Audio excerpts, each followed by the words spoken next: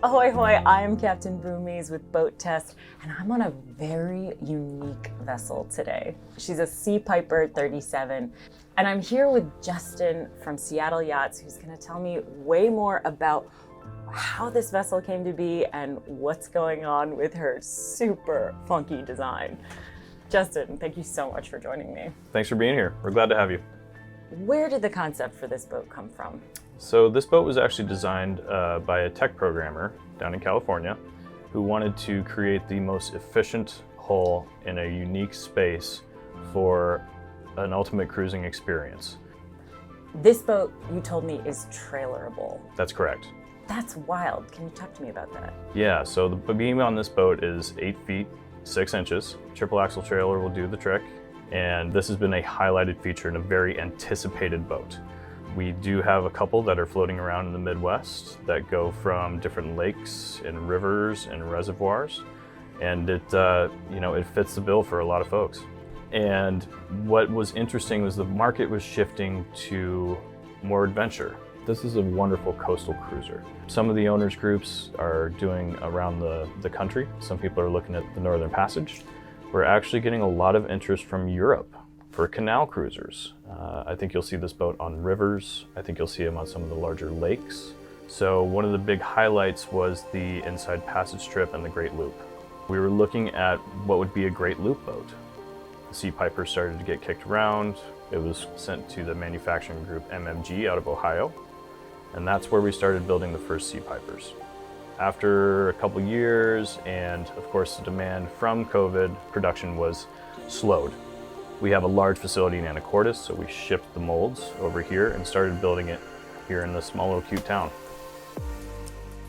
It is a really cute town, and we're at the Anacortes boat show right now, but this one is such a head turner. Everybody who's been walking by behind me is stopping and gawking, frankly.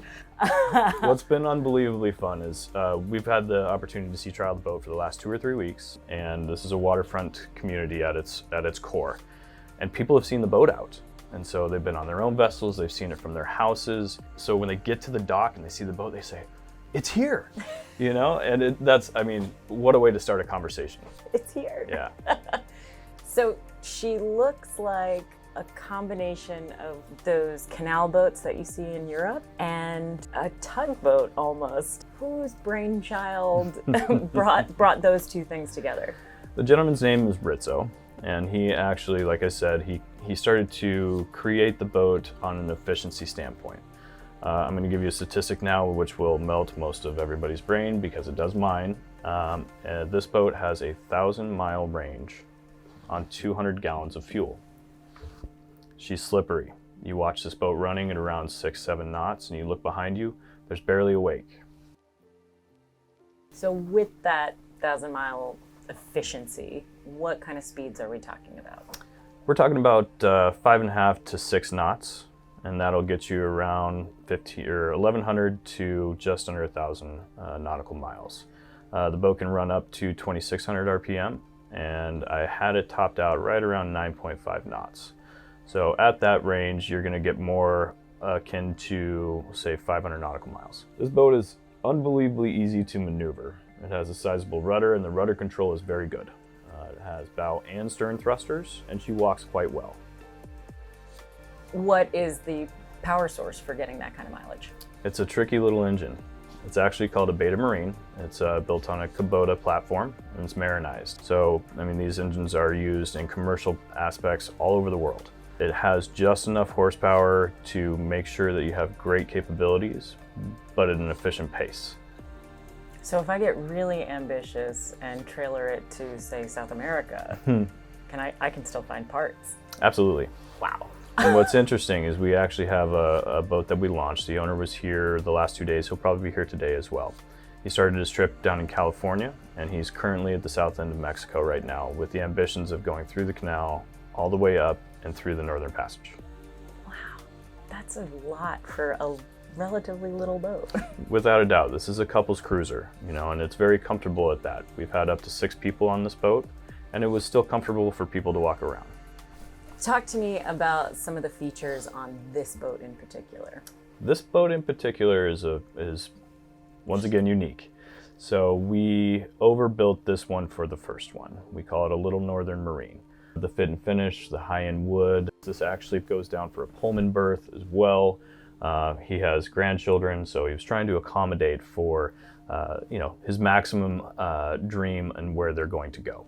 We have updated Garmin electronics. This boat has also a 5 kilowatt generator on board. There's an upgraded solar package. And this boat also has a SeaPiper 2.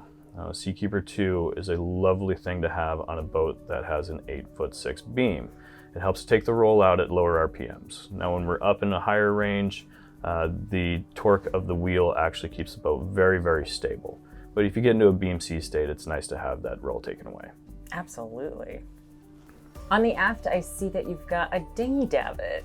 So back there we have a 9-foot dinghy. What's interesting about the davit system is that we built it from scratch to fit this boat. We have amazing stainless steel shop. So the davits will actually swing away to the port and starboard side to clear out that space. And so you don't have any obstruction when the dinghy's launched. There's a door that'll fold down into the swim platform, and you have a quite large deck back there. Then moving forward from that, you'll step into the galley, and it's nicely equipped, 2-burner. We've got a little microwave back there and a little fridge. Plenty of storage for all of your consumables, cleaning equipment, things of that nature. A nice little dining place to sit. You can sit up to 6 people around this table, and we've done it. Wine and cheese plate in hand. That sounds like a great time. Yeah. With the Seakeeper on, it's important. Absolutely, you gotta keep the wine flat. This does fold into a berth, so the table will go down, and then the cushions sits right on top of the table, and that's part of the fold-out feature as well. I think one of the most special features of this boat is that center cockpit. I would agree. Yeah, it's akin to a old school fishing boat with the forward forecastle design. It has a commercial feel to it, so that's where part of that tugboat feel comes in. What's interesting is having guests on board while we're underway and seeing where everybody lives. 9 times out of 10, people are sitting up in that area and enjoying the view. You're relatively out of the wind, unobstructed views. It's a great place to hang out. Talk to me about the forward cabin. Forward forecastle design. It was really interesting watching the design process. You go into the factory and you see the insert for it. You look, and I was like, I'm not sure what this is going to be. Once the boat was put together, once we had the bed in there, and once I actually went down and I laid on the bed to see, I get it. It is a cozy little berth. Coming from a commercial mariner background, I was quite at home down there. There's plenty of space for lounging. There is some kind of climate control on board. What are we working with? So this boat is equipped with reverse cycle heat and AC, 2 zones. So there's one into the main cabin and then one in the forward forecastle. This boat will be heading to Florida, so it needed to have that feature. So if I'm going to be spending any time on board, the head is important. Tell me what we've got going on. So down in the forward forecastle, off to the port side, is the head. Once you open up the door, it is full standing room, and it is a wet head, so there's a shower in there as well. Did I also see a second shower? That's correct. So once again, this boat being down in Florida, the assumption is you're going to be in the water. So once you get out of the water and want to desalt before you walk through your boat, there's a little shower space back there for you. If I'm thinking about purchasing a SeaPiper of my own, what kind of customizations can we do? So we like to call this a semi-customizable platform.